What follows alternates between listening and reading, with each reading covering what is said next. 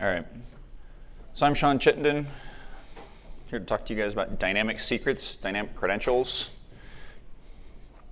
Typically, organizations store most of their important information in databases, and somehow this is relevant at a database conference. So if you want to reach out and send me questions afterwards or get a hold of me, you can contact me one of those places. So dynamic credentials, dynamic secrets, why are they important? We'll get to that. One of the most important things, because we have a large surface area of topics to go over today, is to talk about the framework that is going to be kind of acting as a backstop for a lot of this. It's a tool that my company produces called Vault.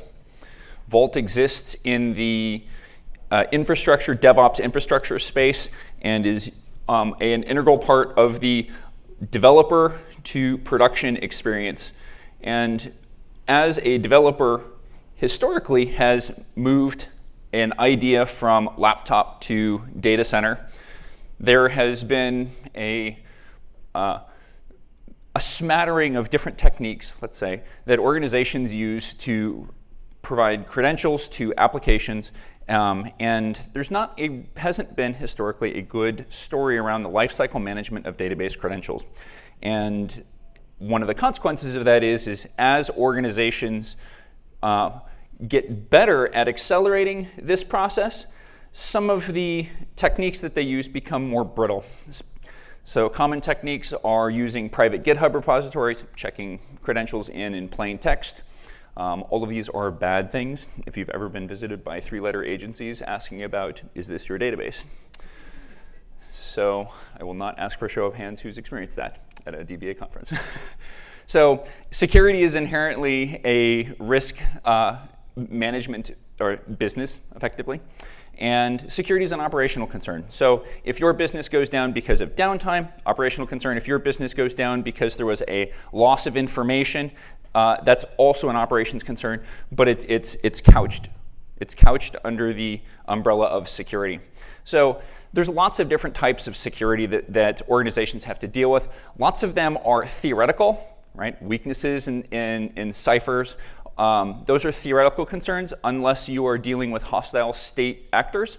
I don't know, some of you actually may have to deal with that, but I'm assuming that 95% of the people in this room probably do not, and you have to deal with commercial interests, or you have to deal with potentially a lack of controls around databases themselves. So in the context of loss aversion, what benefits can potentially come from security, right? And as you're thinking about this, how do you provide a spectrum of not going to tolerate any loss, therefore we're going to unplug the wire from the computer, and on the other side of the spectrum, we're just going to leave everything wide open and trust, right? So there's different types of security risks that organizations need to deal with. Most of this talk is going to be centered around secrets, obviously, not all of security. However, secrets management has a tendency to impact the overall security strength of an organization, because secrets management has a tendency to be one of the weakest links in an organization's overall security story. So types of things that you need to worry about are leaked secrets. And when I say secrets, I mean usernames and passwords, SSL keys, other things that are potentially going to cause damage or be embarrassing to your organization if they're made public or inappropriately used. Other things that that can come out of this is when you have secrets and you say, hey, listen, I've got like our .com cert, or I have our database credentials, we're going to give that to, we're going to have one single repository. That single repository of keys is potentially a risk because you have all of your database's secrets in one place that anybody can go in and get. When you have these secret structures, you also have to consider what goes on in terms of auditing. How do you deal with the consequences when this information potentially leaks? And then, when it leaks, or if there is some kind of a problem, you're now dealing with something typically that's remediated on a human timescale, not at a machine timescale. Right? And this is important because in the as the world becomes increasingly dynamic, we need to move away from human timescale response scenarios to machine timescale scenarios. So security is not always a bad thing, right? There's plenty of opportunity from security to go and reduce friction. One of the reasons that security has a tendency to be subverted through organizational means is because security has a tendency to be burdensome and high friction. And that is true when dealing with human-based security systems where you have manual processes to go and handle keys, for instance, or SSL keys. It's really a less than fun experience. So because we have this kind of threat profile that's starting to take shape of a fully dynamic world, then there's opportunity for reducing actually the impact on people for dealing with security. So if we can move to a fully automated world, then the friction of dealing with secrets potentially can go to zero or get real close to it. And one of the things that's nice about that is because you are relying on security controls, you actually have now defined a well-defined business structure that conforms to your security practices. That's the theoretical ideal, or that is the ideal, and when trying to implement the ideal in Meatspace, where people deal with, it's problematic and a bureaucratic nightmare typically. In the automated world, it either just works or it doesn't, and you can put up additional controls and automate away a lot of this pain. So that's great and all. Postgres has its own sources of friction on the security side of things. Because of the age of the Postgres project, there are a number of different things that are all kind of on the semi-static scale. So PGHBA has a number of different concerns and things that it tries to operate on, typically on the networking side of things, obviously, right?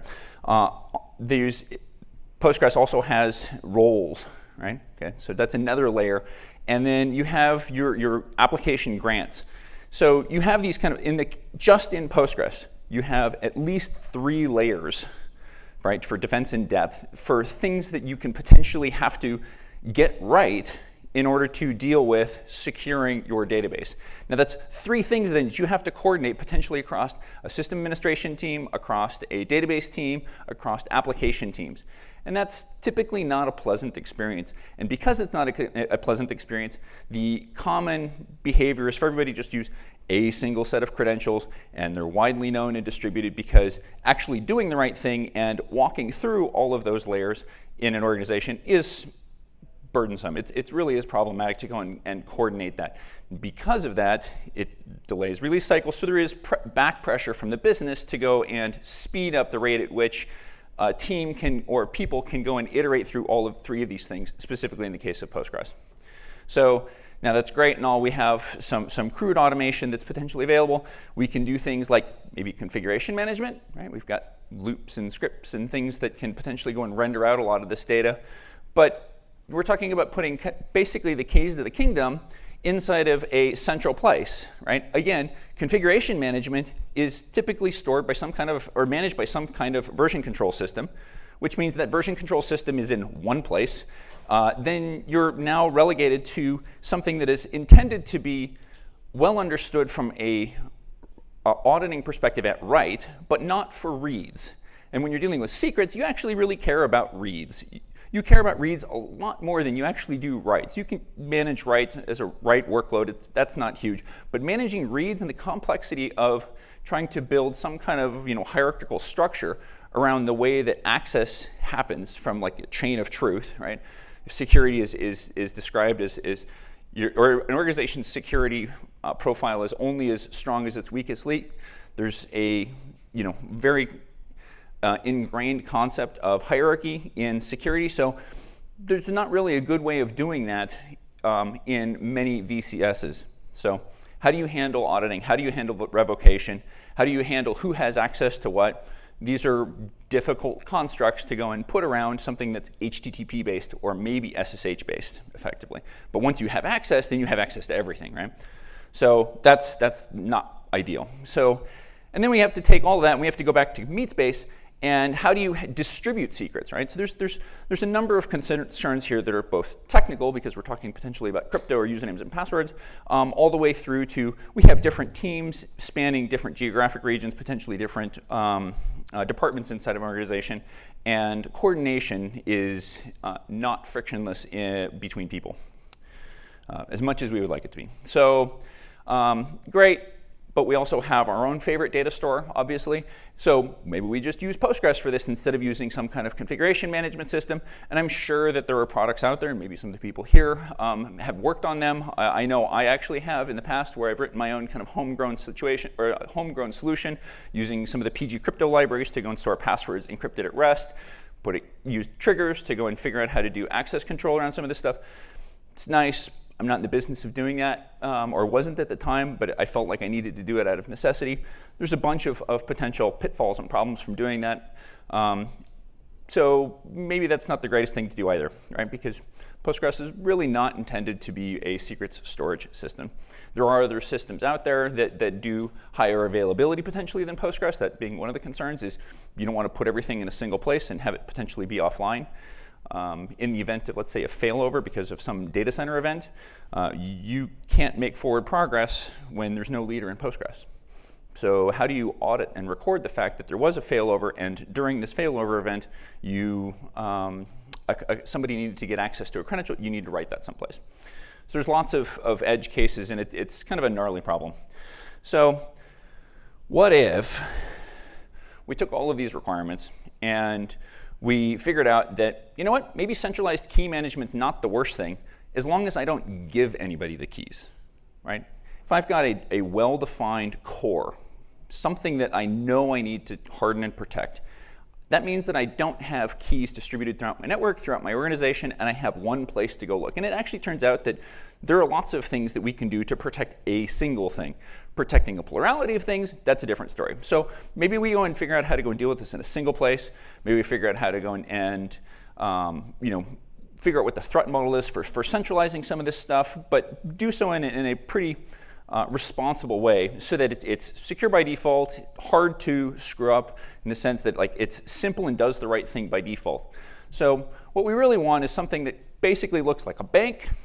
We want it to be convenient like a drive-through, and built like a tank. We just don't ever want to have to deal with some kind of an operational problem. So that's where Vault was basically designed, and because it spans the production side of things as well as the development side of things, it needs to deal with a bunch of different kind of developer and operational workflows, not the least of which is availability. So so with that in mind, I'm going to go quickly through the Vault architecture, and then I'm going to explain how this applies to Postgres. So really quickly, we have the HTTP API. This is what the process model looks like. So we have the HTTP API. With the HTTP API, we have a bunch of audit backends. We have a storage backend and a secret backend here. Those are basically the four things that you need to know coming out of this talk. So what do I mean by a lot of this stuff? So storage backend. When I'm talking about storage backend, at some point data needs to be written out to disk, because if you have a power loss situation, you really don't want to be locked out of your own data center. So you have to have something that's durable. So a storage backend acts as a place to store ciphered data. So it's just something that's highly available, ideally, that writes data durably to disk that can be potentially outside of Vault's control. There's basically a separation of concerns here between key management that's in memory and something that's at rest and highly available.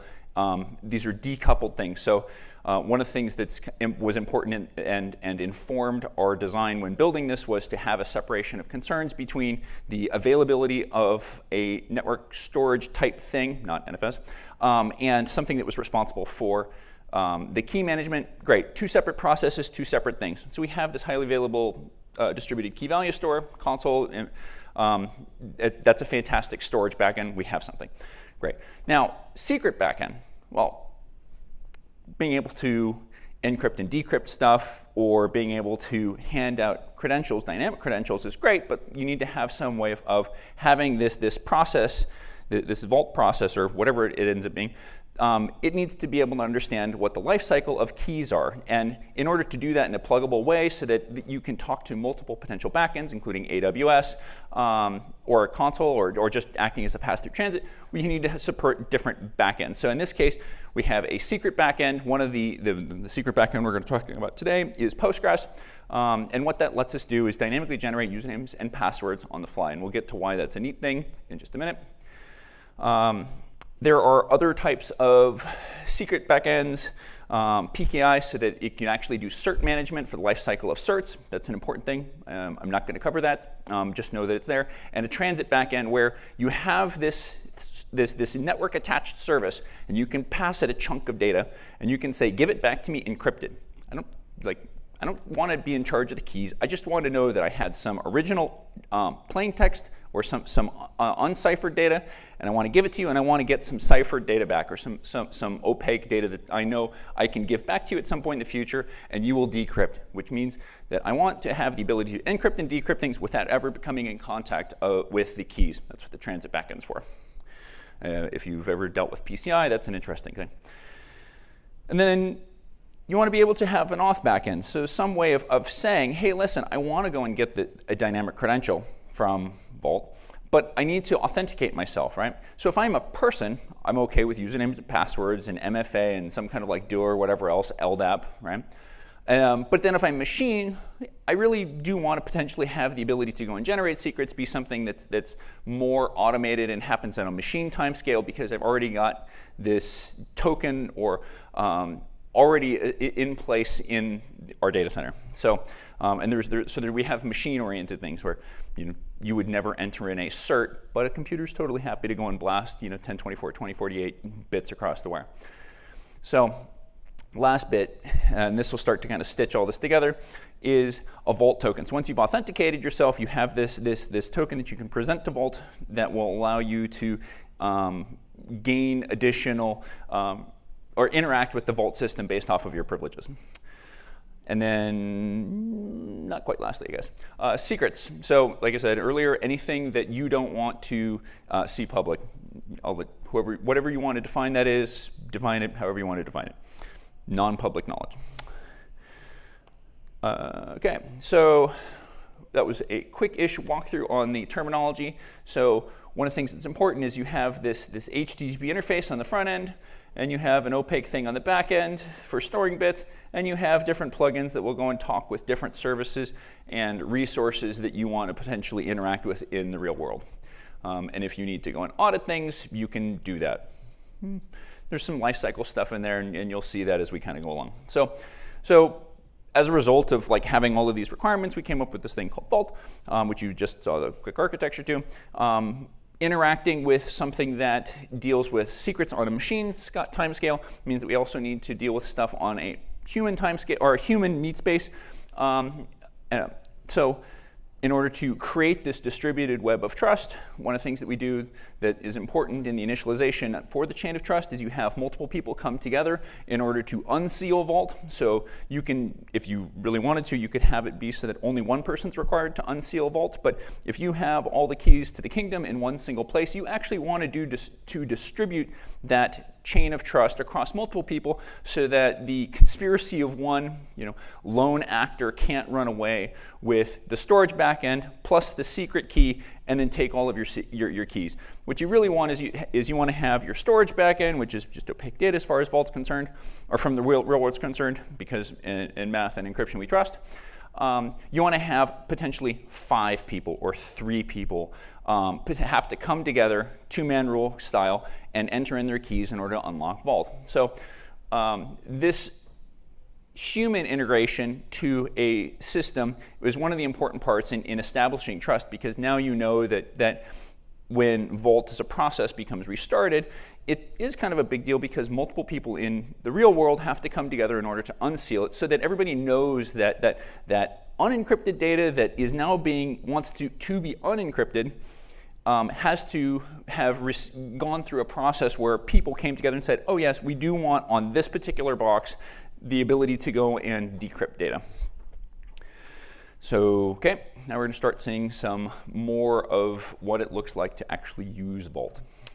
So here you go. In this case, vault init. In this one, it says there's five total keys. You only need 2 to unseal it, and then it encrypts the keys using PGP so that as the terminal operator initializing vault here, I'm not privy to the original secrets. Yeah. I'm moving through a lot of details, and I'm hand-waving through a lot of that just to cover some of the understanding here. And then we're going to get to the Postgres end of things, and I'm going to hopefully open up to questions. So just know that I am skimming over some details, but if there is something that stands out, please raise your hand. So after you initialize the vault process, you want to go and get a token, and you want to integrate this with your world and infrastructure. So what does this look like? So you, the user, are going to, we're going to set up something here where it's going to use the user pass backend. Very simple. It's the equivalent of like an HT password, Nginx password file, very static, just for the purposes of the example here. We're going to say, hey, authenticate me, please. We're going to give the Vault process a valid credential. Vault will give us back a Vault token. This is a really important thing that we will use for the remainder of this exchange here. We're going to turn around and we're actually going to ask Vault, and we're going to say, hey, I really want to get a token that I can give to a machine, right? Because I'm trying to delegate trust from and establish this chain of trust from me, a person, to a computer, in this case, right? You have to build out these models and think through this stuff before you go and deploy any of this, because this is a hierarchy of trust, right? So that trust stems from me. So I'm taking a secret, I authenticated myself and I said, I want this secret to be on that box, right? Or I want that box to be able to go and get secrets. So fine, I get another token back from Vault. This time it is a policy scoped token that is specific for the box or the server here that I'm interested in being able to request its own secrets. So I'm looking at the wrong slide here on my side. So then now that you have this policy scoped token on the server, you can now have the server go and request its own set of tokens from Vault. But because the tokens that you have given the server is now scoped to only what you told it can do, you've bounded and you've limited what it is that this server can ask for. You didn't give it the user token, you gave it the server's token, which has been policy scoped and reduced in terms of what it can do in terms of privileges. And in this case, I'm asking for a credential called app1. And this is where we start to touch on how this all kind of fits together. So what Vault will do is, and what we're going to go through the setup here, is Vault will dynamically create a username and password, perform the appropriate roles. It will return a dynamic set of credentials to your application, and then you can use that dynamic credential to talk to Postgres. Now, this is really interesting. It looks more complicated. I mean, it is complicated. Unfortunately, some of crypto is like this. But if you look at just this last bit right here, from server down, right? Everything above here is just to kind of like stitch the problem together back to how humans potentially have to bootstrap it in a simple environment. But really what we care about is the fact that a server asked for a series of database credentials. Vault created a series of dynamic database credentials, gave it back to my application for use. Okay, these are not static credentials. This is not app1, web pass 1, right? This is something that is entirely ephemeral. And it is specific to that server, and it is specific to the lifetime of the lease, important concept, the lease that Vault gave to the credential that it handed back to the process. Okay. Yes?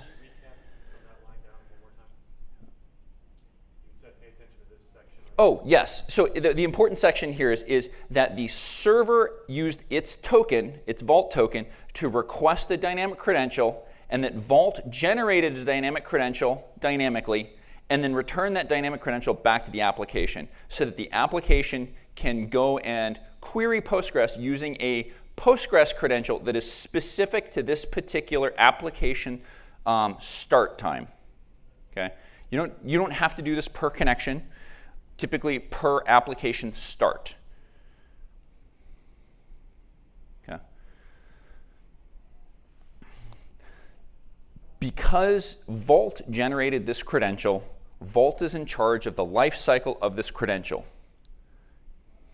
There is a co-process that I will, or a way of, there's a number of ways of doing this, but the recommended way is to put a co-process on the server here, so that if that server dies, Vault will know and it will revoke this credential automatically, so that it either can leak, something needs to renew it, doesn't matter.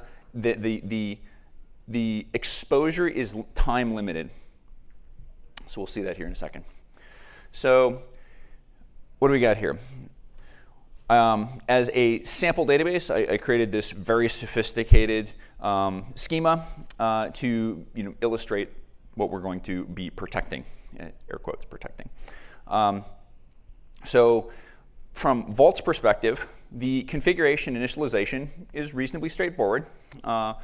It's very file system-like. So if you've ever done anything with Unix mount points or NFS mount points on anything that maps to the Unix VFS layer, this should look reasonably familiar. Everything in Vault is structured around mount points, which have file system hierarchy-like semantics. So in this case, we're going to mount the Postgres backend. That teaches Vault or loads a plugin. It's effectively the equivalent of Vault create extension. In order to create an analogy there. And what you can do once, this is one of the neat things, is this path help command, it actually is issuing an API query to Vault now that it's loaded the backend, and it's returning all of this help information dynamically based off of the backend. There's lots of different backends, and the backends evolve over time. So you have this concept where you can interact with it. It's like, okay, great. Well, the output's way too long for me to potentially put on the slide here, but you can see here by looking for / here, there's a bunch of different mount points or endpoints inside of this Postgres backend that I can go in and do something with, or query, or write to. So each one of these endpoints here have some kind of special meaning because they're part of the plugin itself. They're built in. So I want to go and look at the connection backend. So this is the mount point as an administrator that I can go and write to in order to go in and configure a particular connection. So you can have multiple mount points for different Postgres backends. So you don't have to have just one Vault process. There's not a one-to-one mapping between Vault and a single Postgres database. And so you can write in your connect URL and then potentially begin to do something. So what does that look like? So in this case, I want to begin configuring Vault to be able to talk to Postgres. Remember, Vault had to have create user privileges, and you can scope the credential that you give Vault, so it doesn't have to be super user privileges, but it does have to have create user privileges. So in this case, I'm having it use the Postgres credential just for the sake of the example. But again, you don't have to give it the super user credential. You do need to give it the create user privileges somehow. So in this case, I set that the database URL. One of the things that's interesting about Go, which is what Vault is written in, is that it actually defaults to SSL. So you have to explicitly turn off SSL in this particular case because I'm talking to a local Vault instance that is running in development mode on loopback. But passing the connect string, this teaches Vault how to connect to Postgres.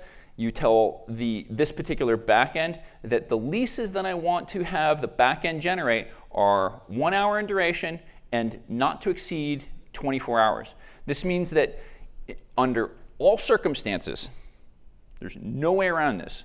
No credential that Vault issues will live past 24 hours. Okay. The lease duration means that once an hour, you have to refresh and tell Vault, I'm still alive, and please keep this credential alive. You can do that as often as you want, up to 24 hours. At 24 hours, it will fail. And then that credential is invalid because because Vault will revoke that Postgres credential, which means that that secret, which you used to spend a lot of time and effort as an organization trying to keep in one place, it doesn't matter anymore. Not only does it not matter because you generated a new secret per backend or per connection per application start, you generated a new credential that is only going to live for up to an hour in this potential case, or at max of 24 if you actually were refreshing it. Okay, so now that I have this backend and I've told Vault how to communicate to Postgres, I need to do something that's application specific, something that's specific to my business. Well, how do I do that? Well, I tell the Vault backend that I'm very interested in it creating a new role for me. This is an interpolation language. I think it's using text template, if you're familiar with that inside of the Go language.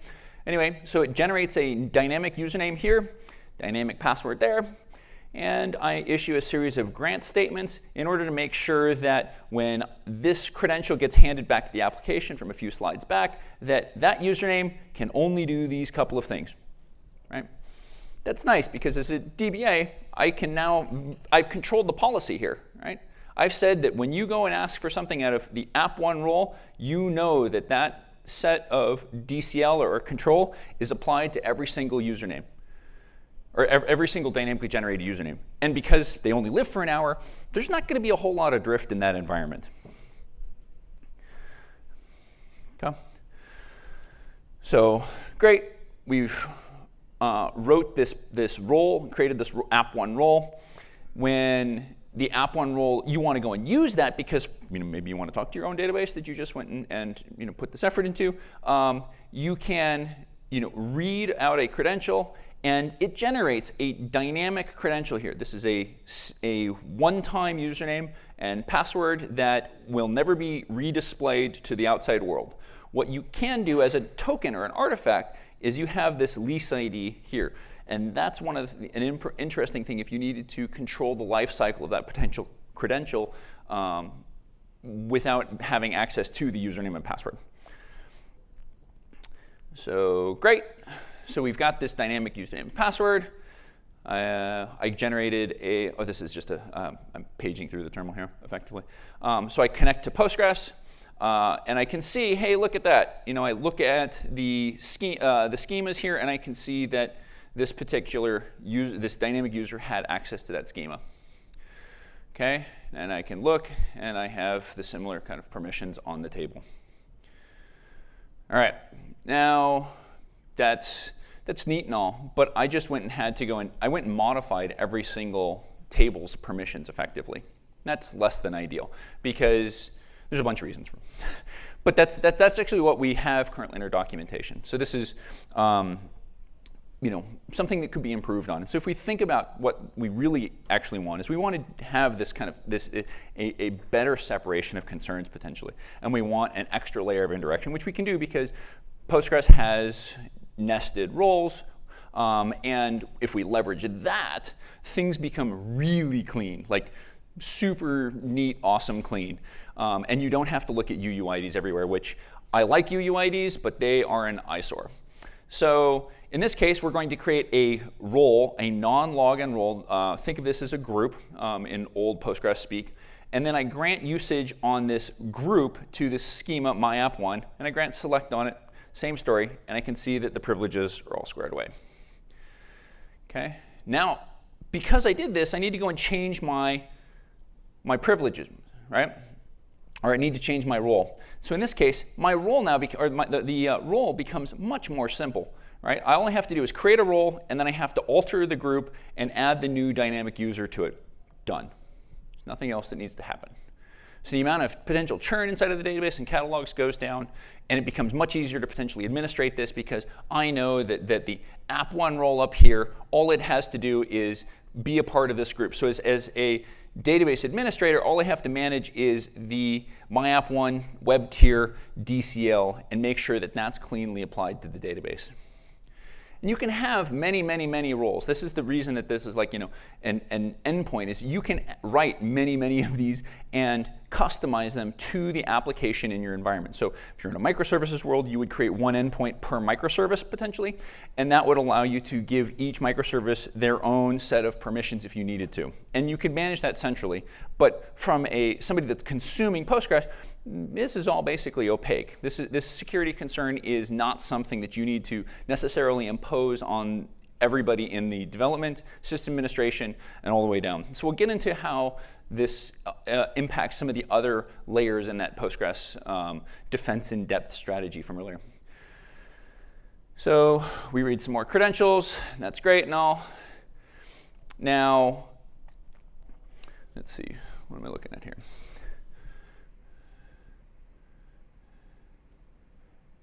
I'm just showing out that it does the right thing when I go to re-request the credential.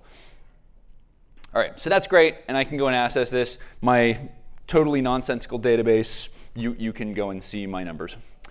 All right, so that's great and all, but I also really am interested in the ability to have that explicit centralized lifecycle management. I really want to be able to control the end of something beyond waiting 60 minutes wall clock time for that process or for that lease to expire and then for Vault to reap it. I want to explicitly revoke the credential, and you can do that. And you can see that the user that was in the database has been revoked. You pass in a lease ID here, and the username goes away there. Vault will retry this forever. It doesn't do it in a busy loop. It's responsible. But it does mean that when credentials go away, and let's say Vault loses connectivity to the database, Vault writes out the fact and durably stores the fact that it has not had the ability to revoke a particular lease, and when it reestablishes connectivity, it will continue to revoke or attempt to revoke until it succeeds eventually. And that does mean that, and I know this because I just blew this up earlier, if you accidentally drop a user from the database and Vault is like, my lease, I was unsuccessful in removing it. It's watching the error code coming back from PSQL or from libpq. If that's unsuccessful, you have to fake Vault out and manually recreate that user in order to have Vault acknowledge the fact that it was successful in removing the credential from the database. It's very persistent about this, which means that with a high degree of certainty, you can trust the life cycle that you have, you can trust that the life cycle that you have codified in policy with Vault is being enforced by Vault. Things go bump in the night. So, about that API, right? So everything I've talked about here, if you're talking about frictionless, it's not necessarily driving things through a command line. I've demoed everything through a command line, but really, in order to automate things, you need APIs. So yes, there's a command line. It's very key value-like on top of a file system-like hierarchy or a path structure. That's great. But what we really want is some kind of an API, and Vault has a very rich one that I'm not going to get into. But suffice it to say that it is an HTTP API that it's RESTful, and you can interact with it to go and manipulate the state of Vault. This is very common this is just common. It's how applications interact with Vault typically. Administrators, here in Meatspace, we interact with Vault through command lines frequently. Tools and other automated services interact via the API, and it's quite nice. There's a couple of important things here on the API that's worth noting is a lot of the things that passed through to the command line you can actually see as actual elements inside of the JSON response. In particular, this lease ID that's super important for an administration perspective. You can see this renewable. So remember how I was saying that if a token is, you can attempt to renew it up to 24 hours. If you're within that last 23rd hour and you're about ready to run over, Vault will give you a hint that you can't renew it anymore. Your credential's still valid. Right? And that's the way of signaling back to the application. Yeah, you basically got 60 minutes to shut down or do something graceful, or because your credential, the thing that you're relying on, is going to go away. And this type of dynamic secrets and credential management it implies that you have automation, implies that you do have process management. So if your application is going to lose its database credentials, maybe 24 hours is too short, maybe 30 days is something that's more acceptable, and maybe you want it to just heartbeat on a regular basis, you can do that too. So there are other modes of integration between applications. You don't necessarily have to chew on a JSON API. I know that if I am plumbing together some kind of a system, the last thing I want to do is take an off-the-shelf, already written component and go and dive into that API, go and patch something in to go and get these two tubes to have water flow between the two tubes. I'd much rather have some form of integration that's just off the shelf and just kind of works. There's a number of things that exist in the ecosystem of Vault that facilitate this, notably consul-template. This is a particularly useful one because it allows you to render out dynamic templates, and it also does the lease renewal for you. So remember how I said there's a co-process? That co-process needs to exist in order to heartbeat back to Vault that, yes, I'm still alive. This process that is consuming this dynamic secret is still here. Please don't revoke my credential because this process, that my child process, is still running. So in this particular case, consul-template is very much like a process manager, or is a process manager. So you would actually use consul-template at the start of your process chain. So you go consul-template, template, your in file, your out file, and then you'd have some other sub-command that consul-template will actually spawn. Consul-template doesn't, it fork execs it as a child process. That means that consul-template knows, just because of the way that Unix works, that that child process is alive, right? If that child process dies, it'll get a wait signal, and then it can stop heartbeating, or it can potentially restart. The other thing that's nice about that is consul-template has the ability to go and do a long poll against consul, if you guys have consul integrated, and it can hup that child process.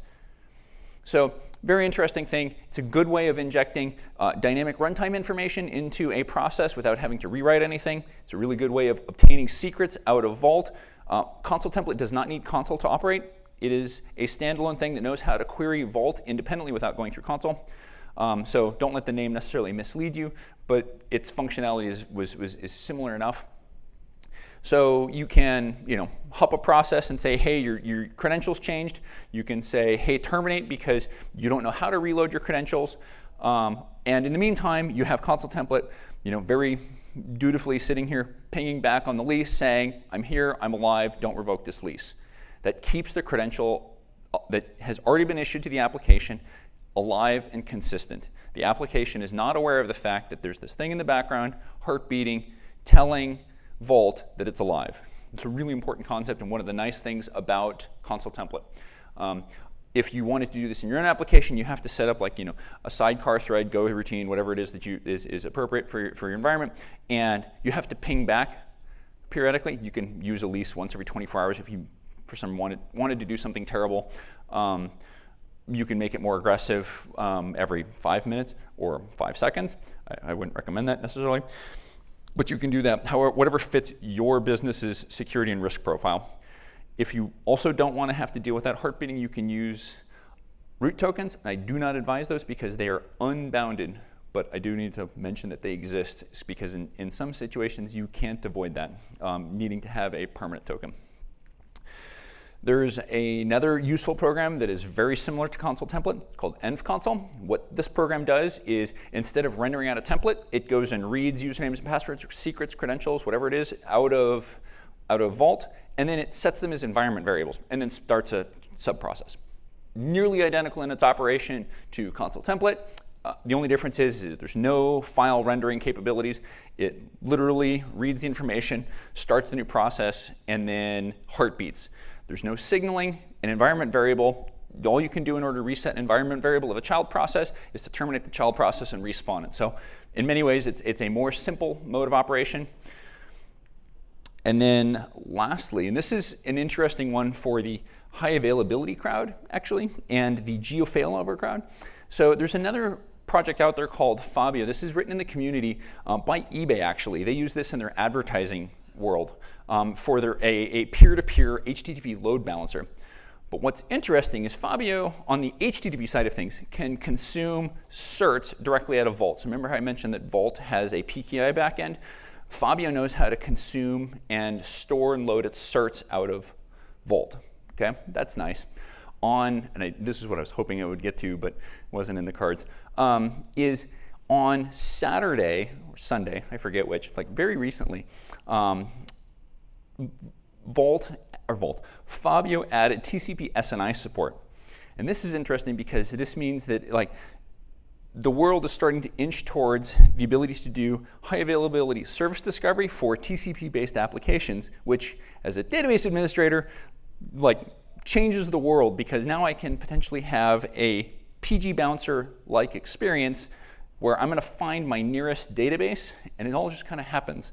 And it's end-to-end secure, right? So I'm talking from my application all the way through to Postgres, and nothing else is involved. With SNI, it looks at the client hello header, peeks at the value there, and then switches and routes based off of the content of the host header. It's the equivalent of an HTTP virtual hosting, where Apache Nginx, whatever, is switching on the virtual host name that's passed in as the host header.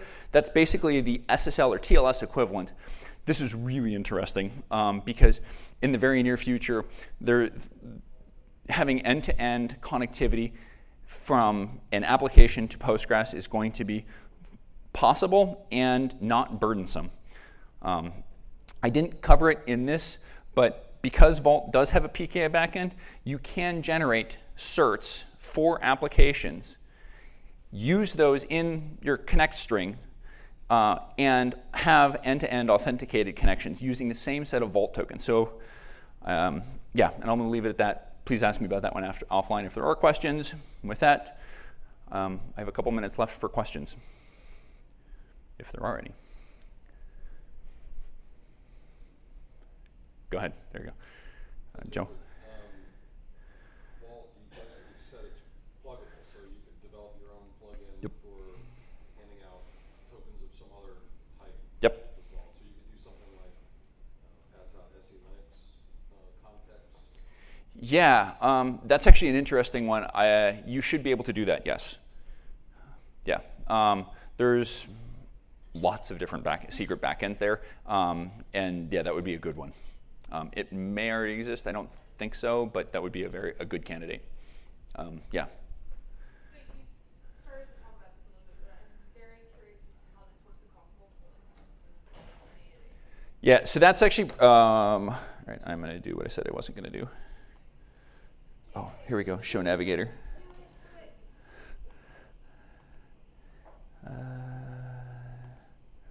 No, that's not it. Here we go, this one. Okay, so in the mount backend here, so everything, like if you don't specify a mount point for a Postgres backend, it uses the same name as the plugin that you're loading, right, or the mount point that you're loading. There's nothing preventing you from doing Vault mount Postgres mount, other database instance DB2, right? So use Postgres, it would be like /Postgres /DB2 or Vault mount Postgres mount point Postgres /DB3, whatever. Like you can do that, and then it uses the same path semantics, but now you've introduced this extra layer of indirection so that you're now talking to the DB2 instance or the DBN instance. Does that make sense? So when you go when you go to configure, when you go to configure these other mount points here, you would have write Postgres, and then right in here you would have this additional mount point option, or like layer of indirection where it's like Postgres /DB2, Postgres /DBN, whatever it is, whatever you want to make that name, you modify the URI to have a specific backend, a specific mount point per database backend that Vault is managing credentials for. Does that? I think so, but if I was saying using Bouncer with its load balancing extension, like how does it know to modify the credentials of the right? If you're authenticating on PG Bouncer, then that's going to be problematic. You want it to actually pass the credential through. Yeah, you'd want to have PG Bouncer pass the credential through. You could have PG Bouncer using consul-template. You could dynamically generate a credential for PG Bouncer that PG Bouncer uses to talk back. If you want to do, you're skipping out on a fair amount of the chain of trust in doing that. You could do that. I think, go ahead. We ran out of time, but keep going. The hypothetical model where you showed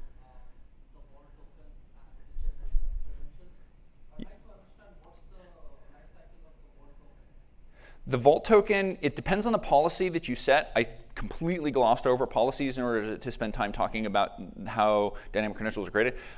There's an entire chunk of Vault dedicated to policies and credential management and obtaining different Vault tokens with policies that are specific to an individual instance, and that whole concept of scoping.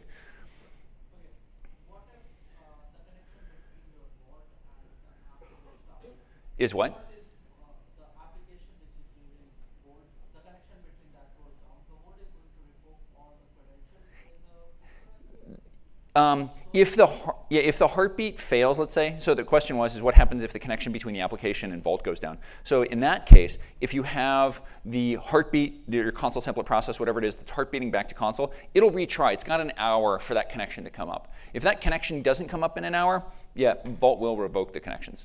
what if it comes after an hour? That's it. It's revoked. Then it's going to start step 5 or step 1? You will have to start back at step 1 because the chain of trust was broken. And with that, I'm done.